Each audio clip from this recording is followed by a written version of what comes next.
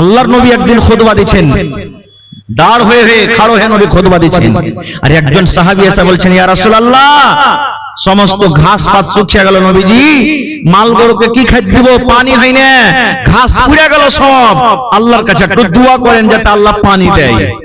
আজকে যেমন জমিন শুকিয়ে যায়, আমাদের আপনাদের এলাকাতে মেঘ পানি হয় না, তখন মসজিদে মসজিদে দোয়া করি কি করি না ভাই?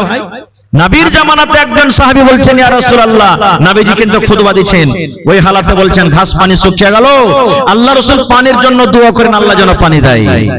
আমার নবী মিম্বারে দাঁড় হয়ে নবীজি দুই হাত কিন্তু উঁচা করে দিলেন, দুই হাত নবীজি তুলে দিলেন, আল্লাহর কাছে দোয়া করলেন, রব্বুল আমিন পানি দাও, পানি দাও, আল্লাহ তুমি পানি দাও।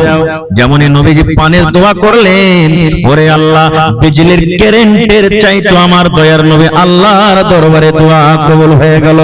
নবীজি আমার খুতবা দিতে আছেন, আল্লাহুস সামাদ, এইবারে কিন্তু আকাশ থেকে পানি বর্ষিত শুরু হয়ে গেল।